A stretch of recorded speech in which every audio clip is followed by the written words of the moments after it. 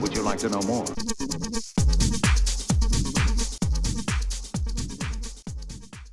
So, day 2, print session 2. What did I do? Well, I did some 6mm NIDs, which I went onto Thingiverse and I was looking through it. Firstly, I wanted some supported stuff, so I didn't want to have to go and design the supports. So I said it's going to have to be something that there are models available pre-supported. That means that they've already got the connections between the print base and the model overhangs to prevent any of the bits falling back into the resin tank and not adhering. So that was the first thing, and also something that I was actually interested in collecting. So I managed to get 10 6mm NIDs onto my base, my print bed, and that probably wasn't full. I could have probably done more.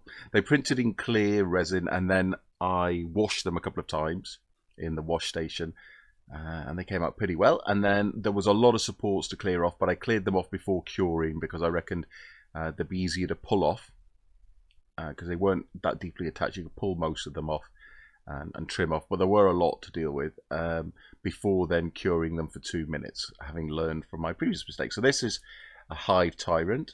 There is some insane levels of detail, like little spikes and stuff that I don't think you could get. I don't know if you can say. I don't think it's possible to get any other way than 3D printing. I'm not sure how robust they'll be on the tabletop. I'm quite heavy-handed, so there's a reasonable chance that they will just snap off. Although there seems to be a little bit of flexibility in them, which is good, and some reasonable strength. So that's all good. So this is a hive tyrant. I printed 2 of these. What I did is I mirrored the x-axis, which basically creates a mirror image, but it means if one guy's left arm's up, then the other guy's right arm's up, and if one guy's left arm's down, the other guy's right arm's down. It just creates a little bit of variety, and it's a very easy, quick trick to do. So I've got 2 hive tyrants, and we'll measure these up while we've got the stuff to hand. I've post-processed, so after I've cured these, I then zenith undercoated them by grey all over and then white from the top, and then I'll just use some contrast paint to get them painted up as quickly as possible.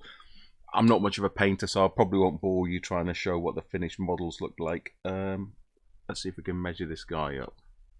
So this guy is, now remember he's a 6mm guy, so he is about, what's that, about 17, 18mm.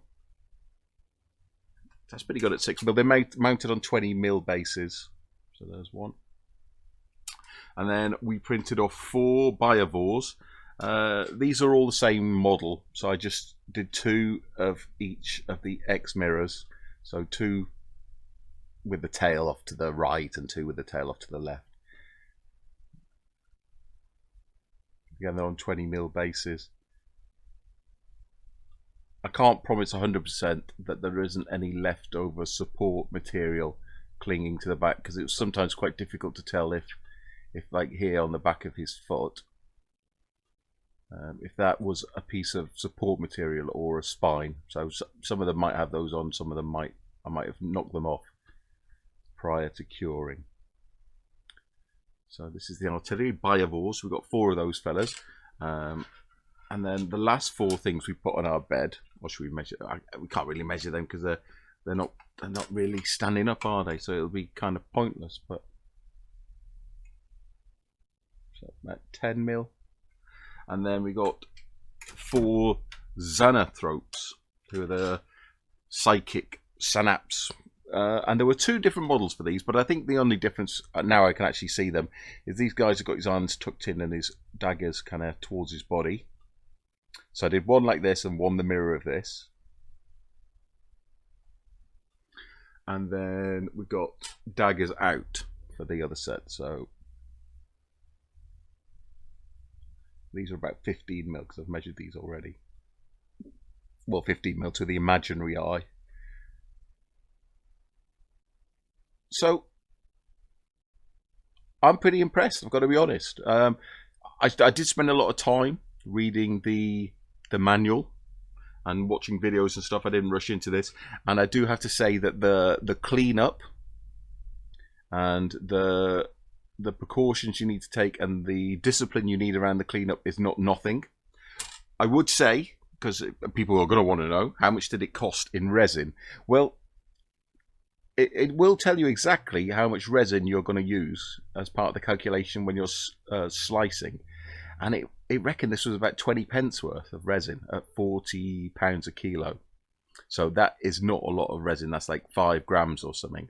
And that's probably including all the supports and other stuff. So we're not talking about a lot of resin. However, I'm not sure resin is the real cost at this scale. Maybe at 28 mil or bigger than that, resin does become a cost. But at this small scale, I'm sure I'm spending more money on the PPE and the cleanup materials, like the IPA, which is not beer, it's alcohol, and it's about £4.40 a litre.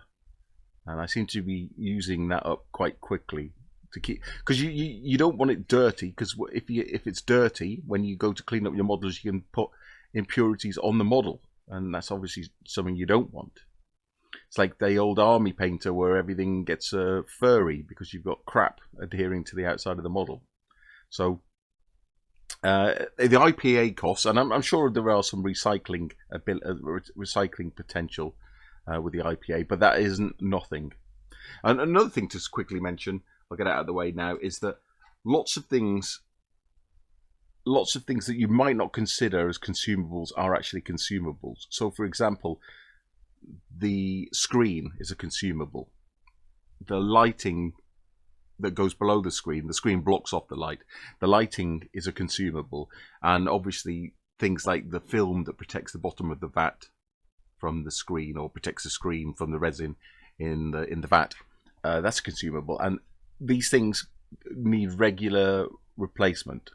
So it's not like you buy this printer and it's going to be running for 10 years without any replacement. It's a bit like Trigger's broom in Only Fools and Horses. It's the same broom, but it's had 6 handles and 10 brush heads. And it's like, so yeah, but overall I'm quite happy. Everything's come out. Apart from that one small issue with the first one. So the leveling of the plate, the leveling of the machine, and the setting up of the machine wasn't too much of a hassle.